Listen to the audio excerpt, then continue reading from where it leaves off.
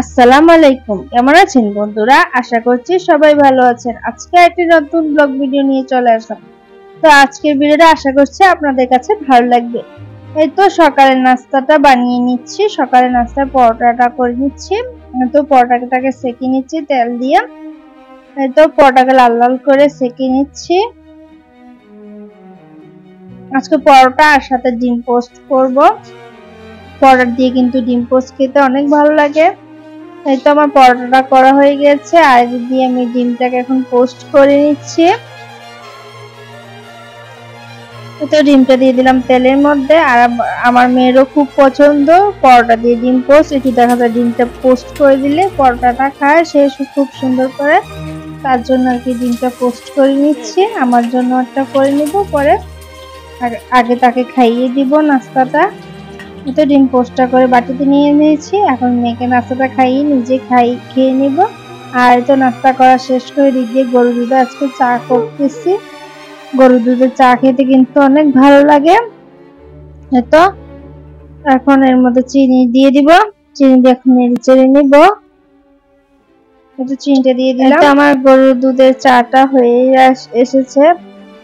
আর এখন এদিক দিয়ে দুধটাকেও জালে বসিয়ে দিয়েছি, গরুর দুধটাকে জাল করে নিচ্ছি। এই তো এদিক দিয়ে আমার কি সুন্দর করে চাটা উতলিয়ে উঠতেছে, গরুর দুধের চাটা।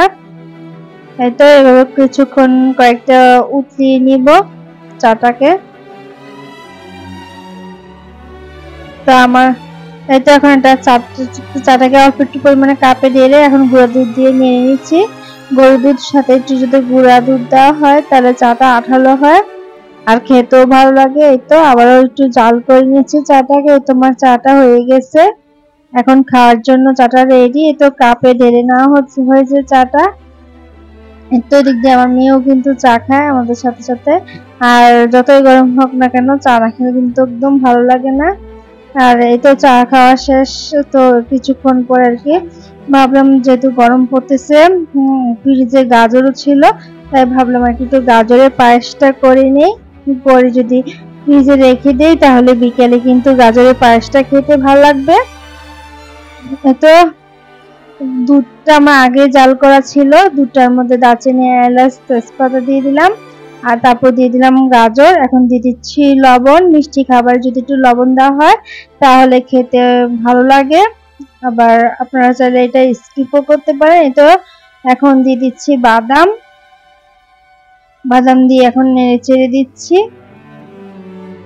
আর গাজরের পায়েসটা কিন্তু খেতে ভালো লাগে এই গরমে। ঠান্ডা ঠান্ডা পায়েসটা রান্না করে ফ্রিজে রেখে দিব। আর পায়েসটাকে একটু ঘন ঘন নেড়ে দিতে হবে, না হলে লেগে যাবে। তো দুধ নেড়ে চেড়ে দিচ্ছি ঘন ঘন। তো আমার ভিডিও ভালো লাগলে আমার চ্যানেলটিকে সাপোর্ট করে আমার সাবস্ক্রাইব করে আমার পাশে থাকবেন, আমাকে একটু সাপোর্ট করবেন। যারা আমাকে সাপোর্ট করছেন তাদেরকে অসংখ্য অসংখ্য ধন্যবাদ। এই তো আমার গাজরের পায়েস। এখন এর মধ্যে গাজরের পায়েসটা যখন হয়ে আসবে তখন এর মধ্যে চিনিটা দিব। তো চিনিটা দিয়ে এখন আবার নেড়ে দিচ্ছি। আর 1 কেজি মতন দুধ লেগেছে আর 2 মুঠ চাউল দিলাম, দিয়ে পায়েসটা তৈরি করে নিচ্ছি। এই তো পায়েসটা আমার যখন ফুটে উঠবে তখন আর কি চিনিটা দিয়ে দিব। এই তো আমার পায়েসটা হয়ে গেছে। আর পায়েসটাকে ফ্রিজে ঢুকিয়ে রাখবো, ঢুকিয়ে দিলাম, বিকালে নামিয়ে নিব। ঠান্ডা ঠান্ডা পায়েস খাবো। আর এই যে কাঁচা আম এনেছে আর একটা বড় বিকেট মাছ আনছে আর উস্তা আনছিল। এই তো আমগুলোকে বাইর করে নিচ্ছে আর কাঁচা আমগুলো বেশ বড়ই ছিল। এই আমগুলো দিয়ে আচার করা হবে, তার জন্য আর কি আমগুলো আনা হয়েছে। তো কাঁচা আমের আচারটা আপনাদের সাথে আমি শেয়ার করবো একদিন। এই তো এখানে কচু আনা হয়েছে আর কচুটা কেটে নেওয়া হয়েছে। আর এই যে মাছের মাথাগুলো কেটে নিয়েছি, কেটে ধুয়ে পরিষ্কার করে নিয়েছি আর মাছগুলো ফ্রিজে রেখে দিয়েছি আর কি। এই তো বাকি মাছগুলো ফ্রিজে। আজকে আমি কচু রান্না করব চিংড়ি মাছ দিয়ে আর বিকেট মাছের মাথাগুলো দিয়ে মুড়িঘণ্ট রান্না করব। এই তো কচুটাকে সিদ্ধ করে নিয়েছি, সিদ্ধ করে এখন শিলপাটায় কচুটাকে বেটে নিলাম।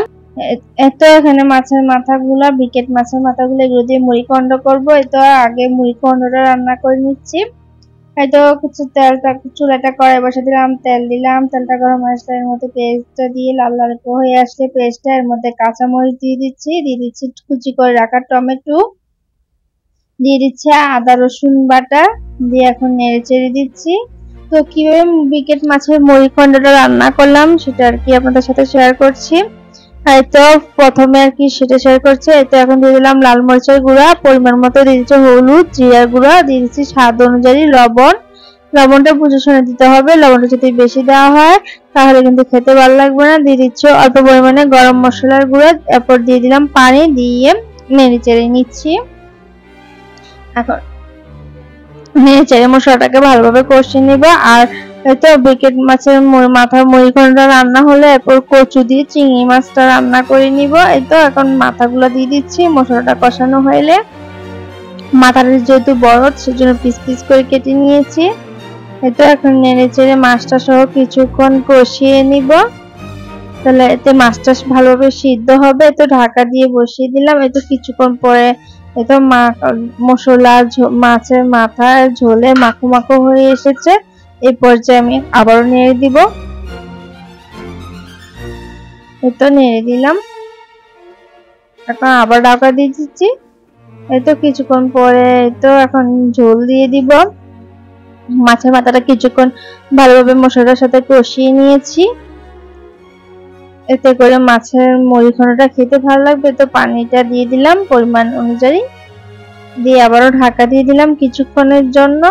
ঝোলটা যখন প্রায় শুকিয়ে আসবে, মাখো মাখো হয়ে আসবে, তখন আমি ধনিয়া পাতাটা দিয়ে দিই। ধনিয়া পাতাটা দিয়ে দিয়েছি, দিয়ে অফ ক্যামেরায় ধনিয়া পাতাটা দিয়ে দিলাম। এই তো আমার মাছের মাথা মুড়িঘণ্ট রান্না শেষ করে এখন কচুটা রান্না করব চিংড়ি মাছ দিয়ে। সেজন্য চুলায় ফ্রাই প্যান বসিয়ে দিলাম, তেল দিয়ে পেঁয়াজ দিয়ে দিলাম, তেজপাতা দিয়ে দিলাম কাঁচামরিচ দিয়ে দিলাম। এখন নেড়ে চেড়ে দিচ্ছি ভালোভাবে। এটার মধ্যে দিয়ে দিচ্ছি চিংড়ি মাছটা। তো চিংড়ি মাছ দিয়ে কচু রান্না করলে কিন্তু খেতে অনেক ভালো লাগে। দিয়ে দিচ্ছি আদা রসুন বাটা, দিয়ে দিচ্ছি পরিমাণ মতো লাল মরিচের গুঁড়া, হলুদের গুঁড়া, জিরার গুঁড়া, স্বাদ অনুযায়ী লবণ দিয়ে এই তো এখন নেড়ে চেড়ে দিচ্ছি। তো এভাবে কচু রান্না করে খেয়ে দিতে পারেন, খুবই মজা হয় কচু রান্না। এটা এখন পানি দিয়ে দিলাম, দিয়ে এখন নেড়ে চেড়ে দিচ্ছি। আর ভালোভাবে মশলাটাকে মাছটা একসাথে কষিয়ে নিব কিছুক্ষণ। এই তো এখন দিয়ে দিচ্ছি জিরার গুঁড়া, তো এখন দিয়ে দিচ্ছি এর মধ্যে কচু বাটাটা, আর গরম মশলার গুঁড়াও একটু দিয়ে দিয়েছি, কচু বাটা। এই তো কচু বাটাটা এখন দিয়ে দিচ্ছি।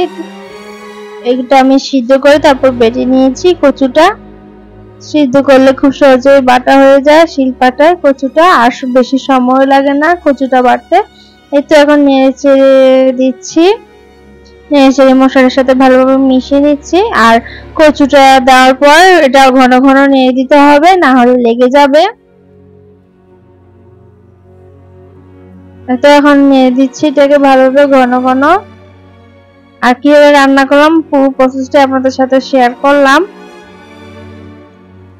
তো এখন ঘন ঘন নেড়ে দিচ্ছি। তো আমার আজকের ভিডিওটি কেমন লেগেছে আপনাদের জানাবেন কমেন্ট করে।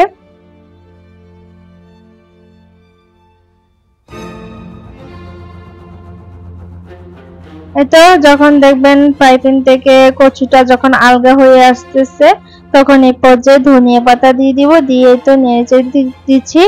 আর ধনিয়া পাতাটা দিয়ে নেড়ে চেড়ে নামিয়ে নিব। দেখতেই পাচ্ছেন ফ্রাই প্যান থেকে কচুটা নাড়ার সাথে আলগা হয়ে এসেছে, তখনই বুঝতে হবে কচুটা হয়ে গেছে। এই তো আমাদের আজকে দুপুরের খাবার কচু দিয়ে চিংড়ি মাছ, মাছের মাথার মুড়িঘণ্ট, আর সাথে আছে ভাত। এতটুকুই।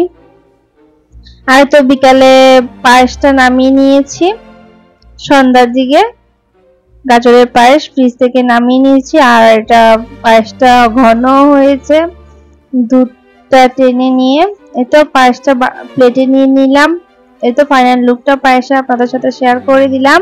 আর পায়েসটা খেতে খুবই মজার হয়েছিল, ঠান্ডা ঠান্ডা গরম, এই গরমে ঠান্ডা ঠান্ডা পায়েস খেতে খুবই ভালো লেগেছিল। তো তো আজকে এই ভিডিওটা আর বেশি বড় করব না, সবাই ভালো থাকবেন, সুস্থ থাকবেন, আল্লাহ হাফেজ।